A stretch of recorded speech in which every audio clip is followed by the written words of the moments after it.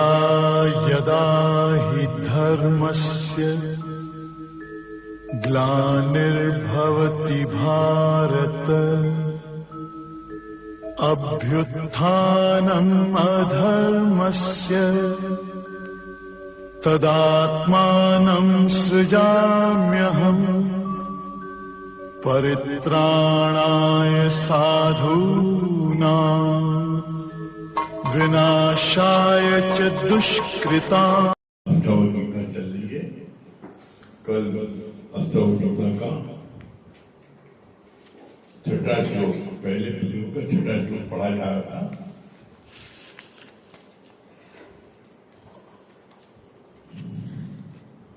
कल पढ़ा गया था दुख बीमारी भी तुमको महसूस होती है। गीता भगवान ने बोला तुम सबको देह का अभ्यास, देह अभ्यास की बीमारी है। एक स्वस्थ मैं ही हूं, न मेरे में कर्तापन है न भोक्तापन है, पाप मन भी नहीं है। तुम जब शरीर से जुड़ते हो तब धक्के खाते हो। भगवान ने क्या बोला? न मेरे में कर्तापन है न भोक्तापन है, पाप पुण्य भी नहीं है। तुम जब शरीर से जुड़ते हो तब धक्के खाते हो। शरीर से जुड़ते क्या मतलब हो? मैं आत्मा हूं, मैं ब्रह्म हूं, मैं नाम नहीं हूं।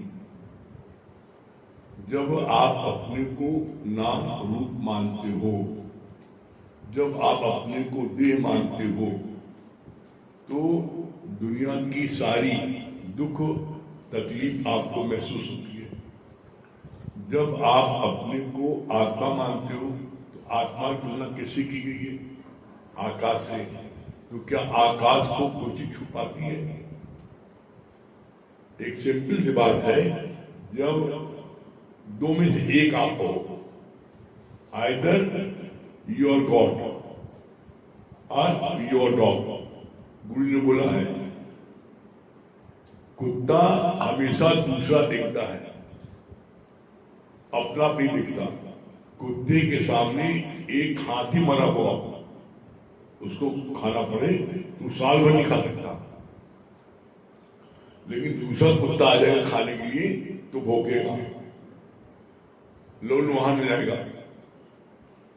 उसको शीशे के उसमें रख दिया गया कमरे में, तो वो लौल वहां होकर वो सामने दिखा, उसी गुरु दिखाई पड़ रहा है, तो वो जो है उसको काटने दौड़ा, मार रख दिया गया और शीशे के कमरे में उसको छोड़ दिया गया। तो वो जो है शीशे में अपना मुंह मार मार के लोल वहां हो गया, दूसरा कुत्ता है। तो उसी तरीके से यदि हम दूसरा देखते हैं तो हम भी कुत्ते हैं। आर योर गॉड, तुम भगवान हो तो अपना आप देखोगे, और जब तुम अपना आप सब में देखोगे तो किससे तुम बेईमानी करोगे, किससे खुराफात करोगे, किसको कष्ट दोगे, किसको दुख दोगे, किसके साथ चीटिंग करोगे, किससे? तुम अपना ही शरीर का सबंग है, तो तुम्हारे दाएं हाथ से हथौड़ी ठोकते समय, कीला ठोकते समय, दाएं हाथ से ठोकते समय बाएं हाथ की उंगली में लग जाती है हथौड़ी, एकदम पिछली जाती है। तो क्या बाएं हाथ दाएं हाथ को मारता है? क्या करता है? दाएं हाथ जिसने मारा है तुरंत बाएं हाथ को पकड़ता है, चूमता है, फुसकारता है, मतलब पट्टी करता है। तो ऐसे ही क्या मन में आपके भाव आता है हर के प्रति? ऐसा भाव आने लगे तो आपका भगवान जागृत हो गया। और ऐसा भाव नहीं आ रहा है, किसी को चीट करे, किसी का बेईमानी करे, किसी को ठगे, किसी को धोखा दे, ऐसा भाव आ रहा है तो इसको अभी मेरे मन में द्वैत है। और द्वैत देखना ही नरक है। इसको बोला गुरु ने शब्दों में, अदर इज हेल, हेल माने नरक। जहां आप दूसरा देखोगे उसी समय नरक की यातना आपको सहनी पड़ेगी। आप अपने बच्चे को खिलाते हो पिलाते हो, अपनी पत्नी को खिलाते हो पिलाते हो, परिवार में जो आपको बड़ा प्रिय है उसको आप खिलाते हो, कुछ देते हो तो आपको खुशी मिलती है ना, क्योंकि छीनते हो तो खुशी मिलती है। जब हम अपने वाले को कुछ देते हैं तो खुशी मिलती है, अपना मान लिया खुशी हो रही है। और वही दुश्मन जिसको मानते हैं उसको देना पड़े, भगवान आपसे क्या पाप करा रहे हो, मतलब दूसरे देना पड़े तो पाप हो रहा है, अपना देना पड़े तो बड़ा पुण्य हो रहा है। तो ये मेरे मन के बंधन है, जितना भी राग द्वेष है ये सब मन के बंधन है। इसीलिए बोला तुम्हारी आसक्ति किसी चीज में न हो तो दुनिया में किसी को ताकत नहीं है तुमको दुखी कर सके।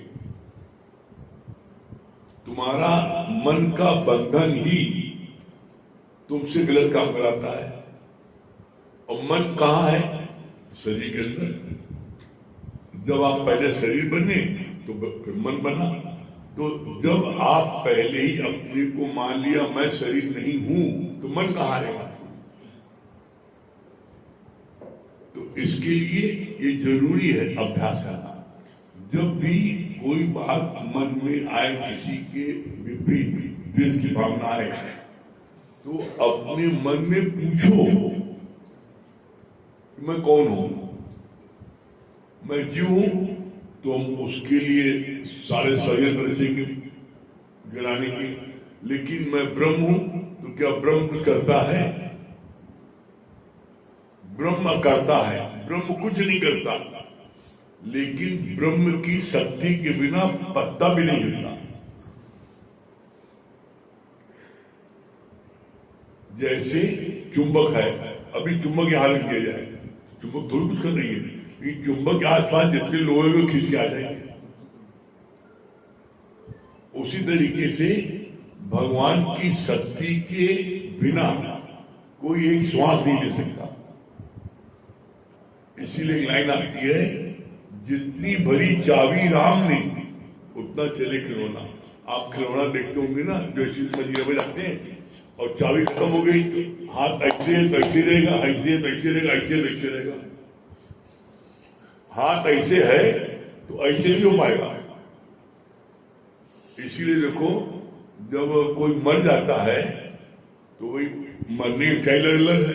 कोई हनुमान जी ऐसे मरता है, लेटा डेटा, कोई घुटना मोड़ के मरता है, कोई टांग फैला ऐसे मरता है, हर तरह। लेकिन जिसे मरता है तो देखो घर वाले जल्दी से उसकी टांग जोड़ के सुतली बांध देते हैं, हाथ उसको समेट के उसके कमर पास कर देते हैं। क्यों?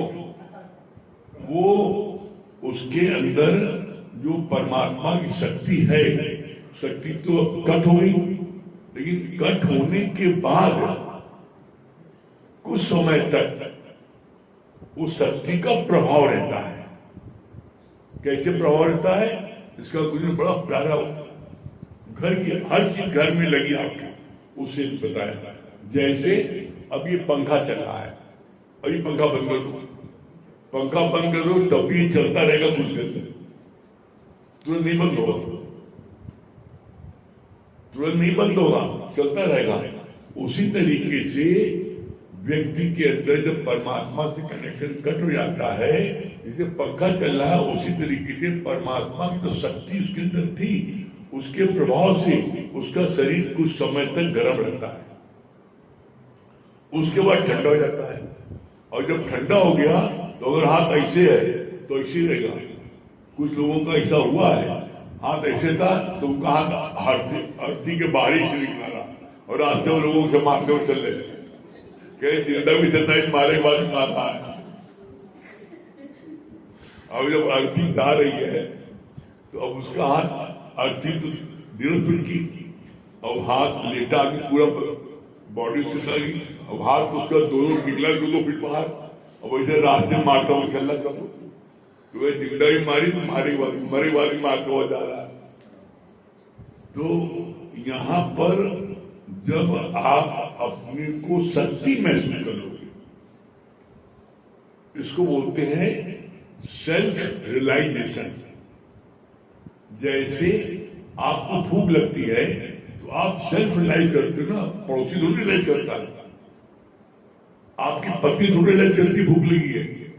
आप जब दुकान से थके मांदे आते हो, ऑफिस थके मांदे आते हो, तो आप कहते हो भूख के मारे मर रहे, जल्दी खाना लाओ। तो भूख के मारे मर रहे हो, तो अगर पत्नी कहते जब दिखाओ भूख के मारे मर रहे, लाओ दिखाओ कहाँ भूख लग रही है, तो मारने ही दौड़ोगे। अभी तुमसे सही भूख दिखाओ कहाँ है, तो क्या भूख दिखा सकते हो? नहीं। जैसे भूख का आपने एहसास किया, इसी तरीके से आप परमात्मा का एहसास करोगे जब आपके अंदर में शुद्धता आ जाएगी, जब आपके अंदर में कोई छल कपट नहीं रहेगा, कोई राग द्वेष नहीं रहेगा, कोई विकार नहीं रहेगा, तो आपके अंदर में वो परमात्मा प्रकट हो जाएगा। उसका गुरु ने जवाब दिया है, जाका हृदय शुद्ध है ताका हृदय प्रकट होए, बलिहारी उघट की जिसका प्रकट हो। प्रकट कहाँ होता है? जिसका हृदय शुद्ध है।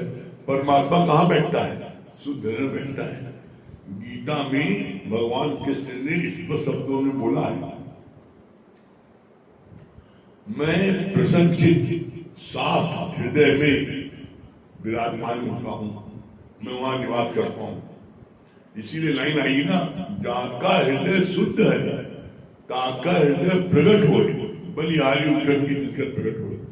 परमात्मा एज इट इज पूरा पूरा जिसके हृदय शुद्ध हो जाता है, उसके घट में विराजमान होकर के उस मुझसे कार्य करता है। परमात्मा एक शक्ति है, वो कार्य करती है, किसी के माध्यम से खुद नहीं करती है। वो शक्ति जिसके अंदर आ जाती है वो कार्य करने लगता है। फिर आगे कितना अच्छा बोला भगवान ने, तुमको अपने शरीर से असंग होना है, तुम घर वालों से असंग हो जाते हो। बड़ी गजब की बात है। गुरु यहां कहता है तुम अपने शरीर से अलग हो, तू देह नहीं तू आत्मा है।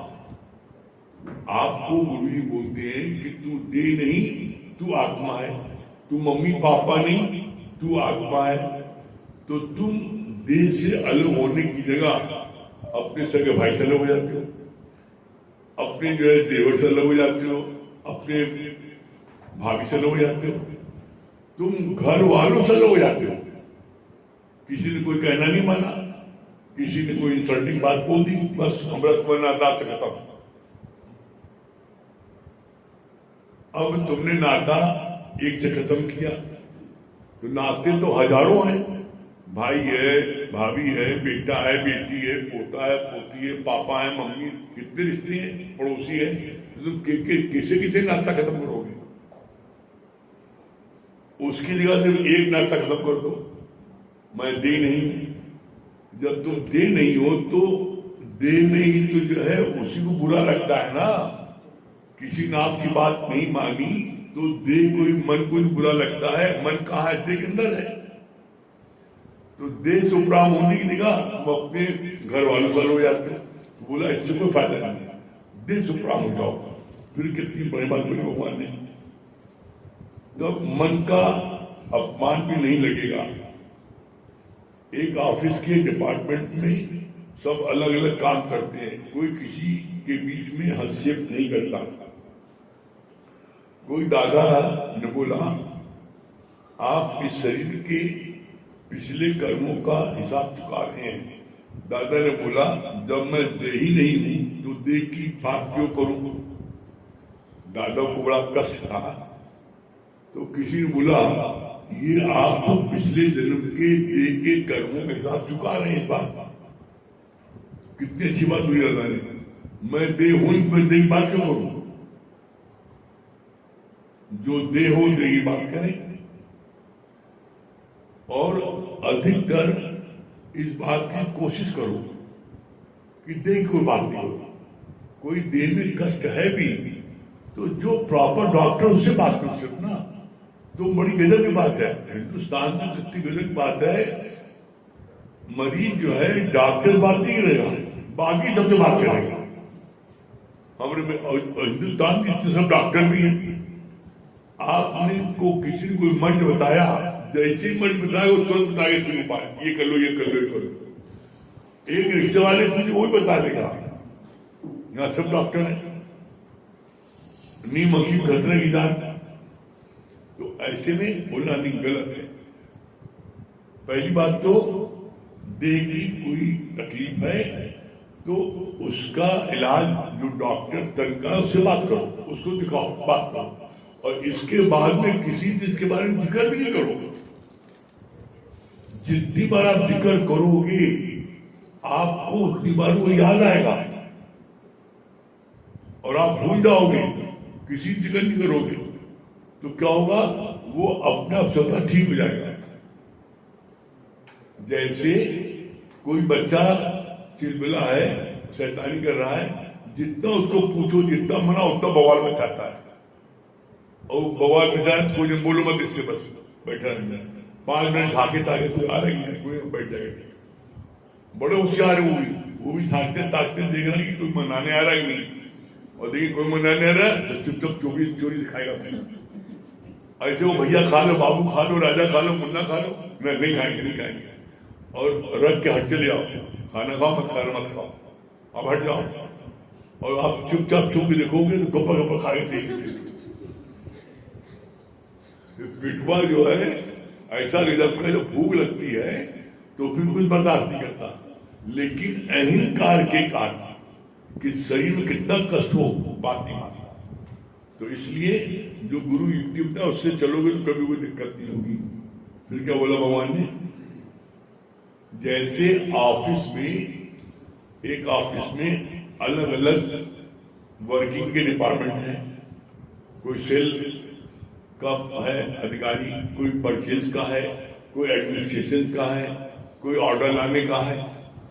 तो जितने लोग हैं वो अपने अपने कार्य को देखते हैं कि वो दूसरे कार्य देखते हैं, अपने कार्य देखते हैं। तो इसी तरीके से तुम्हारे सारे इंद्रियों के अलग अलग कार्य हैं। आंख का काम देखना है, कान का काम सुनना है, नाक का काम सूंघना है। तो जो कार्य कर रहा है तो उसमें तुम कहाँ इन्वॉल्व होते हो। जैसे आंख ने देखा कि तुम्हारे बेटे को किसी ने मारा, बेटे मर, तुम्हारी आंख रो कह रही है, या तुम्हारा मुख को जिसने मारा उसको गाली गलौज क्यों कर रहा है, तुम्हारा हाथ उसको क्यों मारपीट कर रहा है, आपने देखा। तो अब आप जो कहो कि उस बच्चे को जिसने मारा उसको गाली बकना, कहना, हम मुख का बोले, आप बोले, पर इंद्रियों के धर्म में मत जाओ।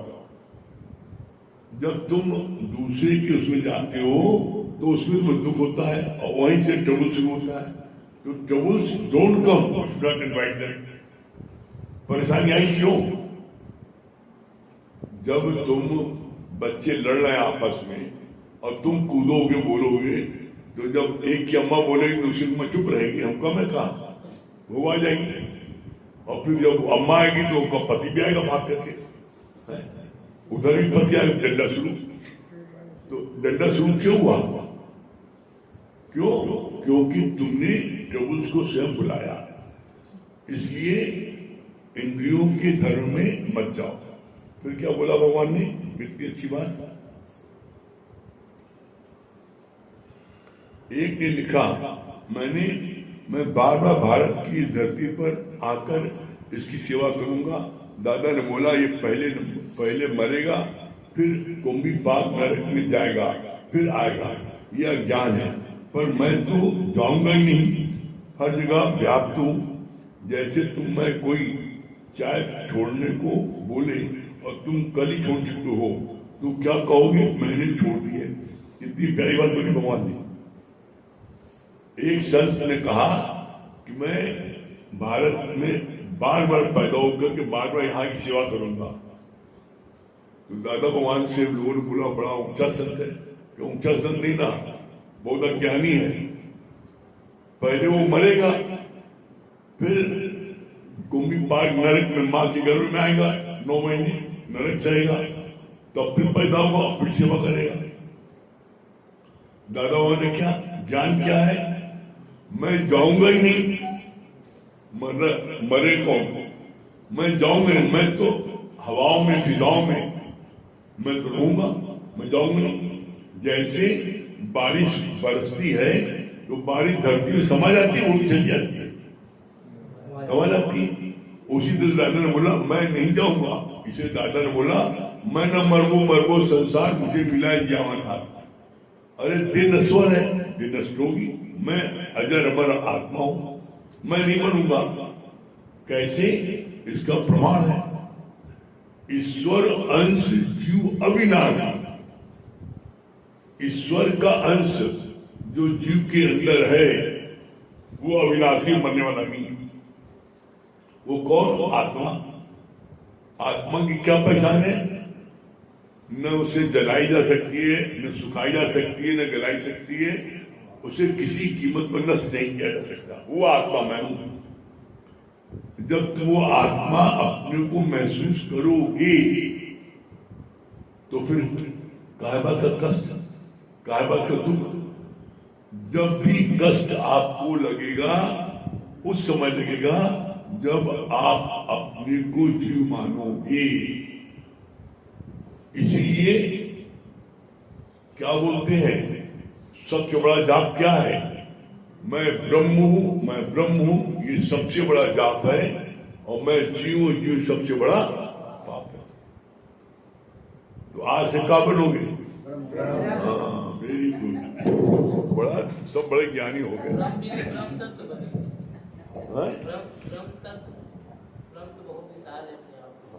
ब्रह्म, अभी बेटा बैठते रहो, अभी पहले दिन तुम्हारा है, अभी पहले एक हफ्ता सुन लो, एक हफ्ते सुनने के बाद में तब फिर पूछना, ठीक है।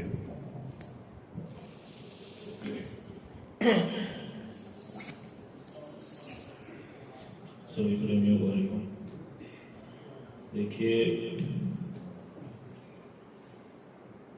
अभी जैसे बात चली कि समस्या को निमंत्रण तुम स्वयं देते हो, सच बात है। आप देखिए कि वृद्धावस्था में आने के बाद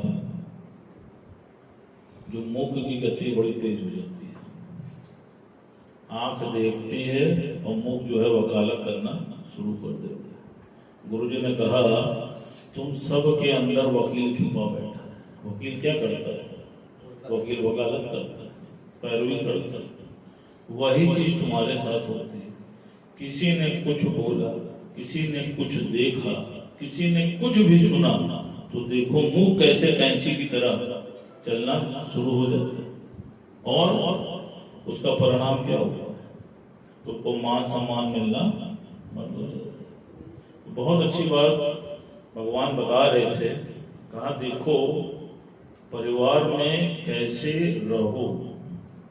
तो उन्होंने बोला, कहा देखो तुम्हारे यहाँ किचन होता है और किचन में किचन का सारा सामान भी होता है। अब तुम ये सोचो कि तुमने किसी को भोजन पर निमंत्रण दिया और वो आया, खूब स्वादिष्ट भोजन बनाया, महंगे महंगे मसालों से रेसिपी बनाया और उसको खिलाया। लेकिन उस भोजन में तुम नमक डालना हो, अब बताओ उस भोजन को वो स्वीकार करेगा? नहीं करेगा। जबकि मसाले का दाम बहुत महंगा है, आप देखो, और नमक का दाम सबसे सस्ता। लेकिन बिना नमक के तुम्हारी सारी मेहनत, सारी रेसिपी, सारा भोजन बेकार है। और नमक कितना डालते हो, चुटकी भर। और नमक की कितनी होती है कीमत, मात्र 2 रुपया 10 रुपये। गुरु जी ने बोला, कहा ठीक इसी प्रकार परिवार में भी नमक की तरह हो। जब कोई पूछे तो सिर्फ एक मंत्र बताओ और जो हो जो, और इतने सरल रहो कि कोई भी व्यक्ति तुमसे अपने मन की बात कर सके। आप देखो किचन में कुछ हो या ना हो लेकिन नमक जरूर रहता है। आप देखो कहा ठीक इसी प्रकार अपने को सरल बनाना। लेकिन हमारे से भूल क्या होती है, हम अपने अहंकार वश अपने को सरल नहीं करते। जैसे गुरुजी ने पहले ही बोला कि 2 बीमारी लेके सब लोग पैदा हुए। कौन सी? आई नो और आई एम राइट। एक बार एक बच्चा सो रहा और सोते सोते उसको एक स्वप्न आया। उस स्वप्न में उसने देखा कि भगवान उससे उसकी सबसे प्रिय चीज मांग रहे हैं और कह रहे हैं मुझे दे दो तो मैं तुम्हारे दर्शन दे दूंगा। पता लगा उसकी गाड़ी भगवान ने उससे मांगा, उसने दे दी। फिर भगवान ने बोला अपना हाथ मुझको दे दो, उसने वो भी दे दिया। पैर मुझको दे दो, उसने पैर भी दे दिया। लास्ट में भगवान ने उससे बोला कि अपना शीश मुझको दे दे। कहा ये कैसे दे? अगर शीश दे दूंगा तो तुम्हारा दीदार कैसे करूंगा? इतना बोल ही रहा था तभी तो उसकी नींद टूट गई और हो जाती। अगले दिन जब वो गुरु के पास गया और उसने गुरु को सारा वृतांत बताया कि गुरु जी कल रात भगवान मेरे स्वप्न में आए और ऐसा ऐसा हुआ, तो गुरु ने कहा मूर्ख कहीं के, अगर शीश दे देते तो ईश मिल जाता। लेकिन भगवान तुमसे क्या मांगता है? भगवान तुमसे तुम्हारा शीश ही तो मांगता है, और हम शीश छोड़ के सब कुछ देने पे लगे रहते हैं लेकिन शीश नहीं दे पाते। इसलिए कहते नहीं है तेरा तुझको अर्पण क्या लागे मेरा। और जो परमात्मा को सब कुछ सौंप के बैठा है, आप देख लो उसके चेहरे पे लेश मात्र भी चिंता दिखेगी, आप बताओ, मायूसी दिखेगी, तनाव दिखेगा, घबराहट दिखेगी, भय दिखेगा। उसके चेहरे पे हमेशा प्रसन्नता दिखेगी, हमेशा वो आशावादी होकर रहता है। अब तुम्हें ये निर्णय लेना है कि तुम्हें परमात्मा को सौंप के रहना है कि तुम्हें परमात्मा से मांग के रहना है। ये लोग सौंप दिए, ये नहीं सौंप सौंप दिया। चलिए प्रधान जी ने कह दिया तो मान।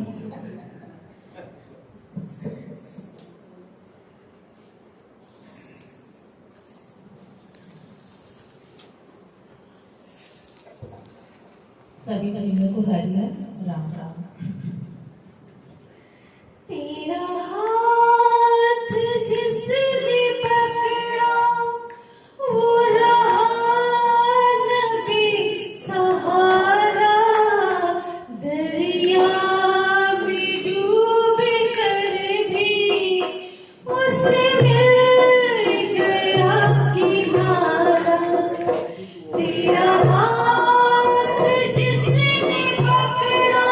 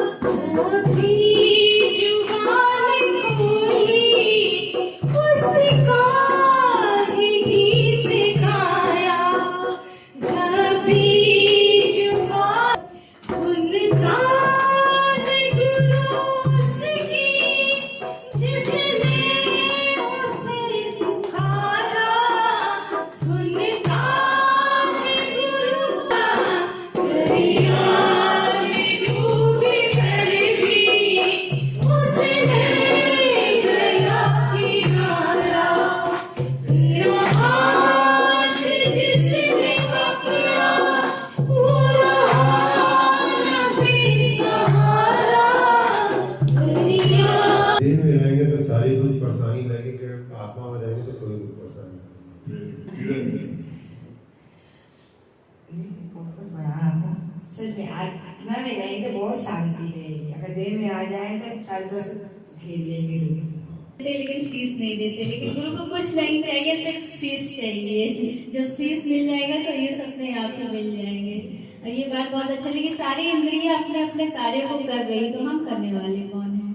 हम तो कुछ भी नहीं कर रहे। आपने बताया ना, गुरु रोज कहता है कि शरीर तू शरीर नहीं तू आत्मा है, लेकिन उसको मतलब में तो परिवार वालों से अलग हो जाती है। घर में हम बात एहसास करते हैं, वैसे ही जब हमारा हृदय शुद्ध पाक पवित्र हो जाएगा तभी हम परमात्मा का एहसास कर पाएंगे। और भैया ने कहा नहीं कि तेरा तुझको और पर क्या लागे हुई। ब्रह्म करता है, लेकिन उसके बिना एक पत्ता भी नहीं मिलता। इसी तरह जैसे आपने बताया ना, मुर्दे से जब शक्ति कट हो जाती है कुछ देर तक, वो जैसे आपने बताया ना पंखा थोड़ी देर तक चलता रहता है, उसी तरह थोड़ा वो रहता है उसका असर। इसी प्रकार कभी भी परमात्मा को नहीं भूलना चाहिए। बहुत अच्छा लगा कि हमको मन में कष्ट कब होता है, जब हम शरीर में रहते हैं, क्योंकि ये मन शरीर ही के अंदर तो है, जब अपने आत्मा में रहेंगे तो कष्ट होगा नहीं। बात बहुत सजदा होती है तो हमको आत्मा का खुद ही एहसास होने लगता है। और भैया ने क्या अच्छा बताया कि जब हम सब कुछ दे देते हैं पर ईश नहीं देते, अगर ईश दे दे तो हम शीश दे दे तो पूरा ईश कोई कार्य कर हो रहा है तो परमात्मा कृपा से हम कुछ करने वाले हैं। मार्गो संसार मुझे मिला जिया हुआ। ब्रह्म कुछ नहीं करता, उसके शक्ति के द्वारा काम होता। और कौन गुट्टा गुड़िया कर खिलाते हैं और वो जैसे ताली बजा रहा है, ऐसे बजा रहा है, अगर बैटरी खत्म हो गई तो उसका हाथ ऐसे तो ऐसे रहेगा। उससे व्यक्ति जब मरता है, मतलब वो जिस पोज में जैसा ऐसे रहता है ऐसे रहता है, तो इसलिए आप बताया कि उसी समय तुरंत उसका हाथ जो है मतलब मोड़ दो, नहीं तो अगर ऐसे रहेगा तो वो सबको मारता हुआ जाएगा। डंडा रहता है उसी तरह से मुर्दा भी नहीं बता कुछ कर्म अपनी बॉडी के हम कहते हैं जैसे आप सबको बहुत, यहाँ जब से मैं आई मुझे बहुत कुछ मिला है। मैंने कभी सोचा नहीं था हमको इतना मिलेगा, लेकिन हम परिवार में रहते हुए कैसे जीव भाव से ऊपर उठकर ब्रह्म कैसे रह सकते हैं। लेकिन ये है कि हम जीव भाव से कुछ ना कुछ मेरे पास जैसे कि चाहत आ जाती है, चाहे बेटे के लिए चाहे किसी चीज के लिए, तो वो चाहत कैसे खत्म होगी। जितनी आसक्ति बच्चे की उस दिन थी उतनी आज है, जितना क्रोध पहले दिन था आज है, जितना लोग पहले था आज है, जितना अहंकार पहले था आज है। पहले किसी को बात हम भी नहीं बोलेंगे, तो जैसे घट रहा है ना ऐसे आप बैठते बैठते एक ही समाप्त हरि राम में उतना ही चलेगा। तो दूसरे हाथ को हम मारते नहीं, उसको सहलाते हैं, मलहम पट्टी करते हैं।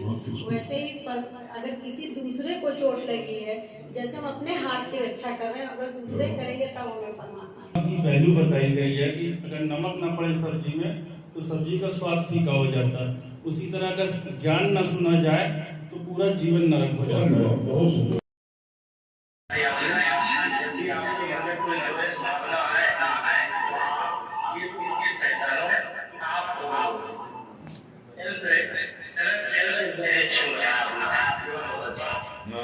पूजा ने क्या बोली है?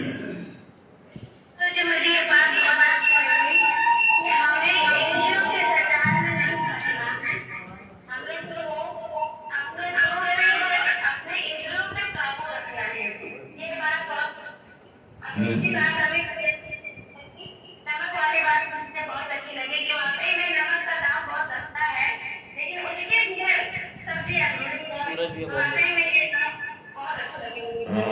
सूरज भैया बॉम्बे,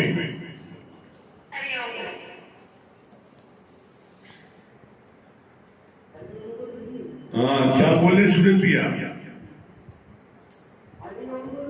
हरिओम बोलिए बोलिए।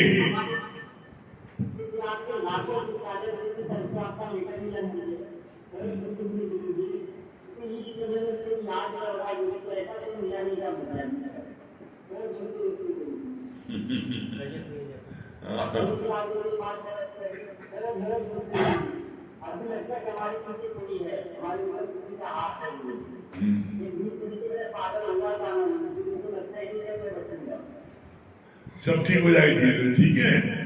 हाँ हरिओम। रजत भैया जयपुर,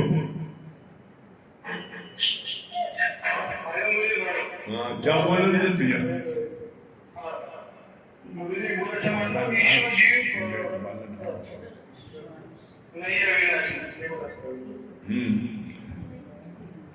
माला नहर इंग्लैंड में।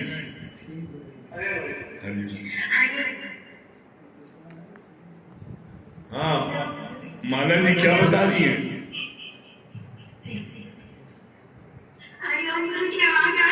अरे बहुत जोरदार आवाज आ रही है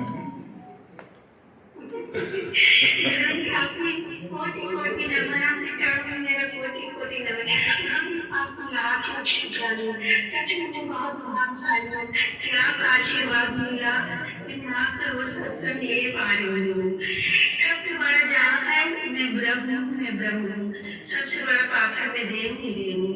हमें कही बात बहुत अच्छी लगी कि खानों में नमक सस्ता होता है पर अगर नमक नहीं लगे तो सारा दिन स्वाद हो जाता है।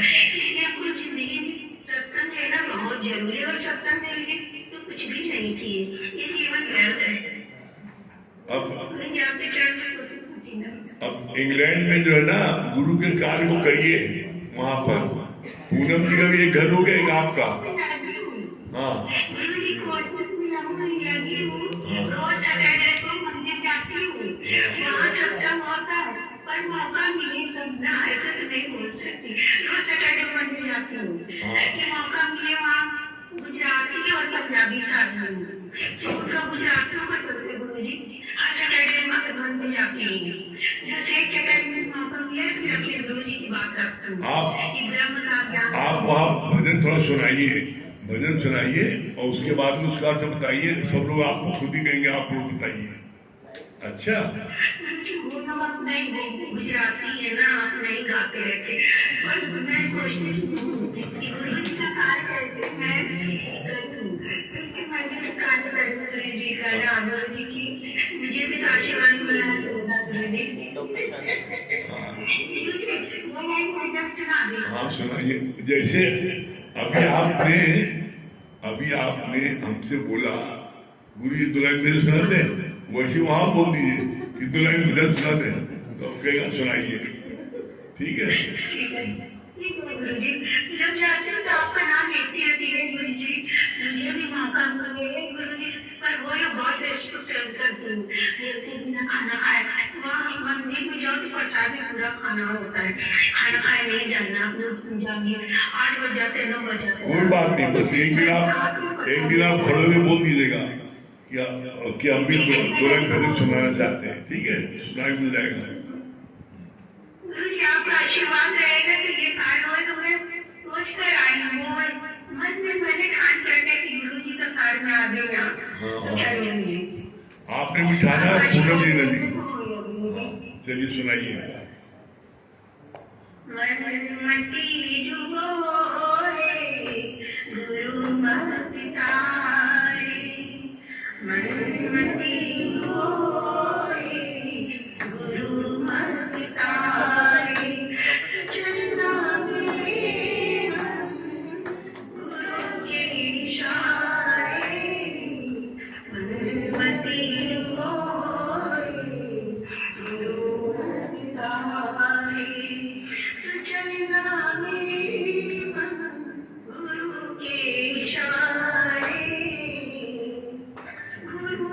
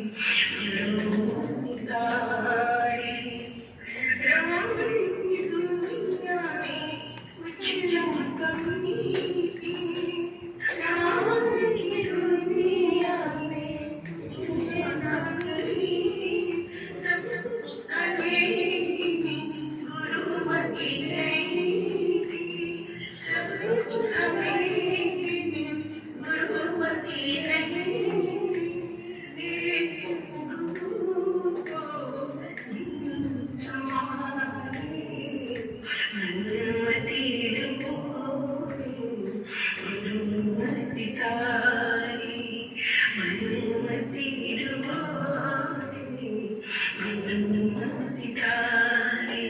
अरे गुरु जी आपके चरण में कोटि कोटि नमन। आपने मेरा भजन सुन लिया, मुझे बहुत अच्छा लगा। अरे गुरु आपको भी हरिओम, हरिओम। चलिए ओम के जाप करिए।